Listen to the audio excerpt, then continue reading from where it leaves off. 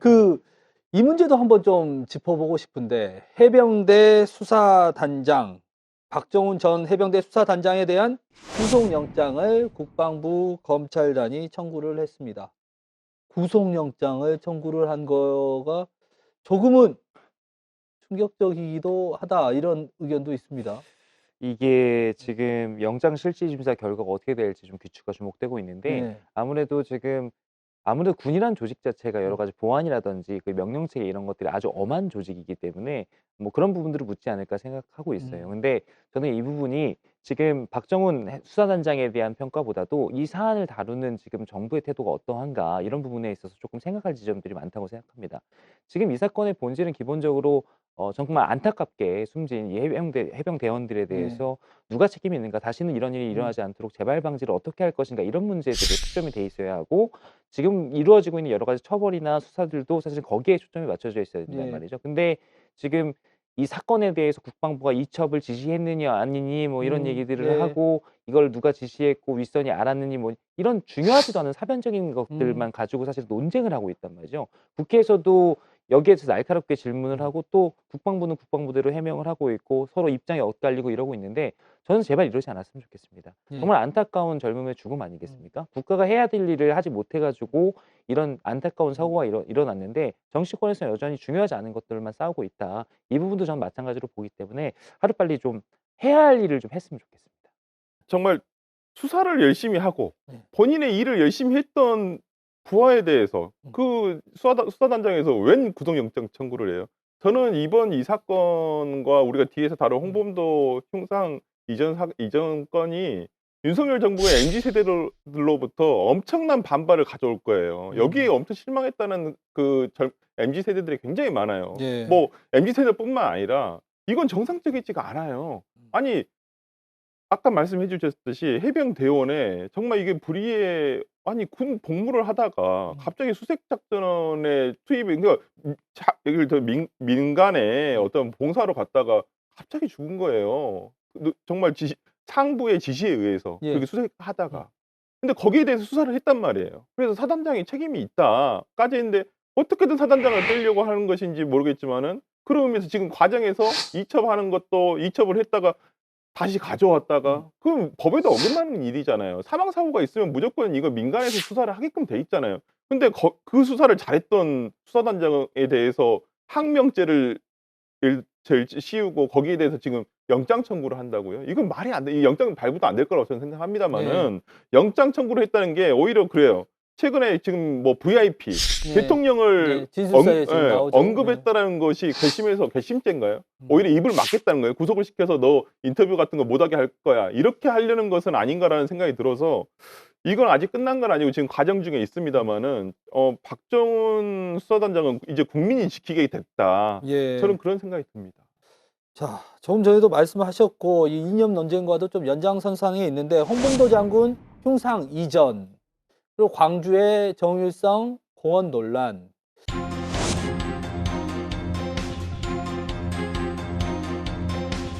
이념 전쟁을 선동하기 위해서 독립전쟁 영웅을 부관 참시하는 일은 결코 용납할 수 없습니다. 6.25 전쟁이라고 하는 공산주의자로 침략으로부터 대한민국을 지키는 정체성이 육사에 정체성입니다.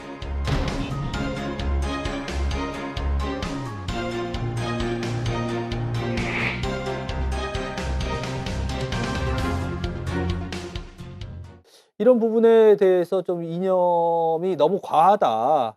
그래서 좀 이게 좀 뭐랄까 지금 시기에 꼭 이거를 들고 나와서 이렇게 갈등을 유발해야 되냐 이런 지적들이 있는데 우리 여당 당협위원장으로서 어떻게 보십니까? 이 논란은?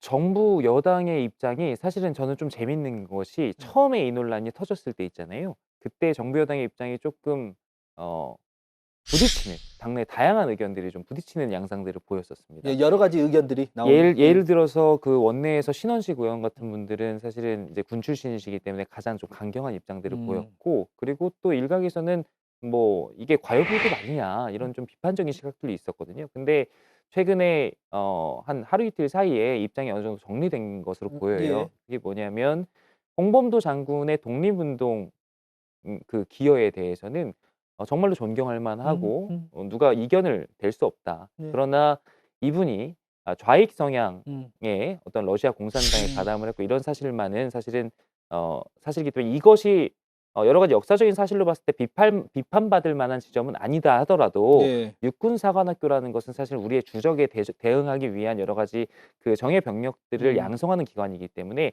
거기에 모시는 것보다는 독립기념관이나 기념관에. 예. 이런 사실은 더 티표에 맞는 그런 곳에 모시는 것이 맞겠다라는 것이 정부 여당의 입장으로 정리된 것 같습니다.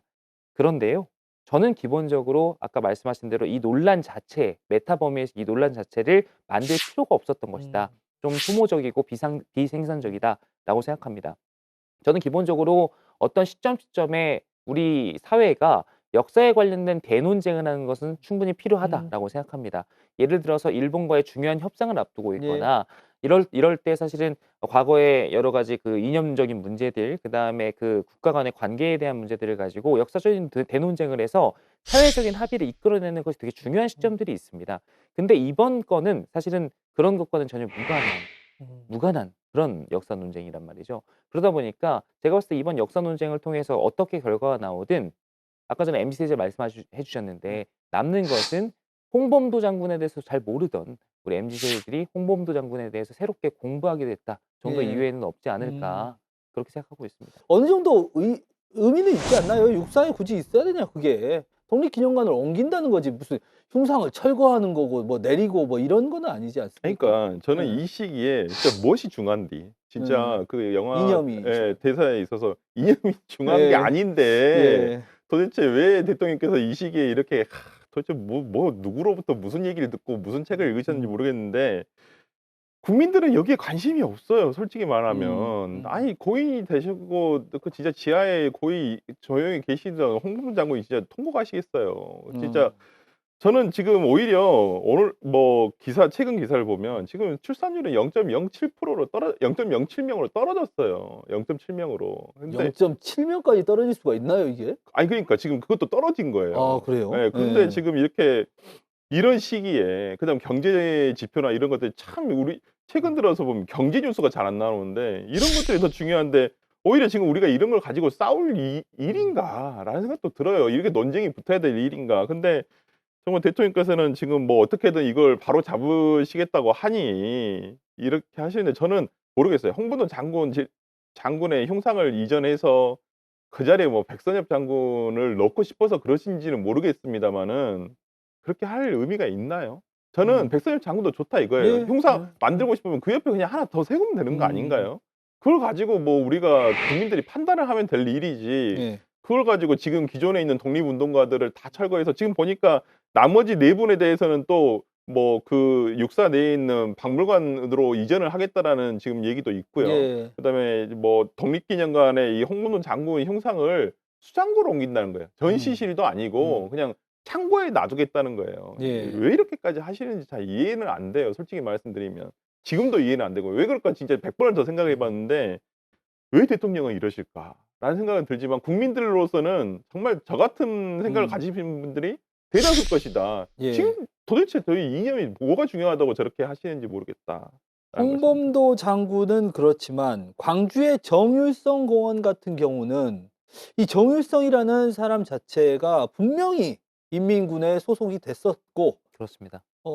당시 6.25 전쟁 때 내려왔고 네. 이렇기 때문에 오히려 지역 내에서도 조금 찬반이 좀 나뉘는 측면도 있는 것 같아요. 정율성 논란에 대해서는 어떻게 보십니까? 원론적으로는 홍범도 장군의 이 흉상 관련된 논란과 비슷하게 봅니다. 이 부분도 사실은 말씀하신 대로 별로 관심이 없어요. 네. 중요하지 않고 다른 부분들이 더 중요하다고 생각하는데 불어 논란이 좀 된 것이 아닌가라는 생각이 드는데 다만 제가 한 가지 코멘트하고 싶은 것은 이 정율성 동상과 예. 이 정율성 기념관과 홍범도 장군을 이렇게 평행 비교하는 거 예. 이건 사실은 좀 부적절하다 이렇게 생각합니다. 네. 앵커께서 말씀하신 대로 정율성이라는 인물 자체가 중공군에 실제로 투입돼서 6.25 한국전쟁 때 대한민국을 멸절시키기 위해 가지고 노력했던 참전했던 그런 인물입니다. 그런 인물에 대해서 광주광역시에서 60억 넘는 돈을 예산을 들여 가지고 기념관을 만든다. 그리고 그것에 대해서 여러 가지 비판이 쏟아지자 연일 강기정 예. 광주시장께서 나가서 여러 가지로 뭐 강변을 하고 뭐 이런 음. 모습들을 보면서 이것도 사실은 제가 아까 말씀드린 대로 홍범도 장군에 대한 무리한 논란을 이제 계속해서 고집을 부리는 것처럼 광주광역시에서도 불필요한 부분이 있었으면 반성하면 될 텐데 왜 이렇게 고집을 부리나라는 생각이 들었고 한편으로 저는 요즘에 강기정 그 시장의 여러 가지 그 언론 인터뷰들을 보면서 좀 즐기고 있나 저 사람이 약간 이런 생각이 좀 들더라고요. 즐기고 있다고요? 왜냐면 예전에 예. 제가 기억하는 제가 학생 때 예. 정치학도일 때 기억하던 강기정 시장은 뭐 여러 가지로 인제 중앙 정부의 중앙 무대에 있을 때는 여러 가지로 뭐 말도 잘하고 여러 가지로 인제 잘 싸우고 하기 때문에 언론의 스포트라이트도 받고 이랬던 인물로 기억하거든요. 근데 인제 광주광역시에서 이제 시장으로 일하고 음. 하면서 나름대로 인제 언론의 주목도로부터는 좀 멀어졌던 음. 분인데 저희 그 홍준표 시장님 생각나더라고요. 이게 예. 지방에 계시다가 한번 딱 언론에서 음. 주목하니까 요즘 신나서 여기저기 인터뷰하시는데 저는 이렇게 강변하시는 모습은 사실 보기 좋아 보이지 않는다라는 말씀 덧붙이고 싶습니다. 예. 그리고 이제 정일성 말씀하신 대로 기념관은 아니고요. 이제 기념한다는 것은 아니고 이제 역사공원이다라는 것이 광주시의 입장이고 뭐 이게 우리가 추모한다 뭐 이런 의미가 아니라 그냥 거기에 있으니까 역사공원을 만든다라는 것이 광주시의 입장인 것 같습니다. 자, 우리 마지막 주제로 한번 넘어가 보겠습니다. 이 정율성 논란으로 인해서 저희가 사실 광주 지역에서는 긴장을 좀 했어요. 광주에 정부 예산이 좀 깎이지 않을까라고 했는데 논란 이전에 이미 시트가 마감이 돼가지고 크게 소폭 삭감된 채로 정부 예산안이 올라왔고 문제는 전북도예요. 네. 그러니까 네. 이번에 잼버리 탓인지는 모르겠지만은 SOC 잼버리 관련 새만금 SOC 예산이 전부 다 거의 다 대폭 예. 7천억 넘은 음. 금액이던데 이게 그러니까 이렇게 이러면 호남 홀대론, 전북 홀대론이 나올 수밖에 없어요. 예. 아니 잼버리 때 뭐 전북이 망쳤습니까? 물론 전북도 어느 정도 책임은 있죠. 뭐 "아예 책임이 없다." 이렇게 얘기할 수는 없어요.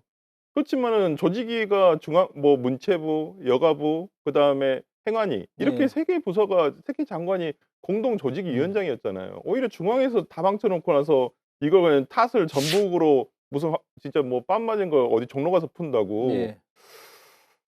'이게 맞나?'라는 생각이 들어요. 이게 음. 새만금은 국가에서 어찌 보면 국책 사업이잖아요. 예. 노태우 대통령 때부터 시작을 해 음. 가지고 어찌 보면 보수 정부에서 시작을 한 거예요. 그 부분에 대해서 이걸 뭐 잼버리 대회 하나를 망쳤다 해서 오히려 그 지역에 있는 새만금 사업 이런 새만금 SOC 사업을 전부 다 뭐 중지하겠다. 아예 예산 투여를 안 하겠다라고 해 버리면 이거 어디 정부 지자체라든지 지역 오히려 소외는 더 심화가 될 것이고 지역 소멸은 지금 지역 소멸이 돼 가는 과정인데 예. 오히려 지금 지역에 훨씬 더 많은 예산들이 투여가 돼야 됨에도 불구하고 저는 이번에 새만금 SOC 사업 예산 거의 전액 삭감에 가까운데 이런 부분들은 좀 재고가 돼야 되지 않을까. 국회에서 이번 정기국회 예산국회를 통해서 이 부분은 쪼끔 다시 한번 조정이 돼야 될 것 같습니다. 정부 입장은 잼버리 때문은 전혀 아니고 이 새만금 사업에 대해서 전반적으로 다시 살펴봐야 한다라는 입장인데 우리 위원장님은 이거 어떻게 보셨습니까? 저도 비슷하게 보고 있습니다. 음. 왜냐하면 지금 이번에 그 예산안을 살펴보면 전반적으로 기조 자체가 긴축을 하는 모드이고 예. 그리고 지금 얘기는 전북 얘기 그다음에 광주 얘기만 했지만 사실은 다른 지자체들에 돌아가는 어떤 그 예산들과 비교를 해 봐야 저희가 정확하게 예. 얼마나 이게 진짜로 홀대론인지 음. 뭔지 인제 알 수가 있겠는데 저는 그렇게 생각합니다. 이번에 이 SOC 예산이 대폭 삭감된 것은 이게 비단 이번 새만금 사태뿐만 그러니까 예. 이번에 그 잼버리 사태뿐만 아니라 여러 가지 그 잼버리를 전후한 그리고 새만금 이 사업이 장기적으로 쭉 추진되면서 지나치게 많은 SOC 예산들이 계속해서 투입되어 오고 있다. 그리고 여기에 대해서 여러 가지로 덧붙여지는 여러 가지 그 명분들이 있으면서 너무나 좀 과도하게 방만하게 운영됐던 게 아니냐라는 어떤 일반적인 예. 그런 어떤 비판들이 있었던 것을 감안했고 그리고 아까 말씀드린 대로 전체적인 어떤 기조 자체가 긴축 재정으로 돌아서다 보니까 여기에 맞춰서 어떤 그 전체적인 결정 중에 하나였을 뿐이다라고 저는 해석을 하고 있고요. 그렇기 때문에 여러 가지로 지금 그 지난 정부에서 있었던 방만한 재정 운영 그다음에 예. 국가 부채의 정말 크나큰 증가 이런 부분들을 좀 정상화시키기 위한 해결하기 위한 정부의 고육지책이었다 이렇게 좀 바라보는 것이고요. 그렇기 때문에 이번 모드가 끝나고 조금 더 경제가 정상화되고 그다음에 조금 이제 국제적인 여러 가지 상황들이 나아지면 말씀하신 대로 새만금 사업 같은 경우는 국가에서 장기적으로 추진하고 있는 사업이기 때문에 네. 그 부분에 대한 어떤 장기적인 추진들 그다음에 복구들 이런 부분들은 전 장기적으로 좀 예상하고 있습니다. 그러니까 저는 그 새만금 국제공항은 좀 예. 재고를 해봐야 한다고 생각을 해요. 지금 예. 이게 지방 공항이 너무 지금 많으니까. 어려워요. 어려운 건 사실이고 특히 우리 지역에 무안 국제공항도 있습니다만은 실제 뭐 그렇게 활성화되지는 못하고 예, 있는 예. 상황이잖아요. 근데 새만금하고 무안하고 그렇게 시간이 많이 걸리는 것도 아니고 그런 상황이기 때문에 오히려 저는 그 공항 같은 경우에는 뭐 이거 심사숙고를 해봐야 된다. 예, 특히나 예. 국제공항 기준이라고 한다면 지금 있는 국제공항도 지금 활성화를 못 시키고 있는데 오히려 근거리에 있는 또 다른 지역에 새만 국제공항을 마련하는 것이 과연 옳은 방법인가라는 생각이 들어서 저는 새만금 국제공항 개인적으로는 재고의 여지가 있다고 생각하지만은 다른 새만금 전체적으로 간척 사업이라든지 여러 가지 부분에 있어서는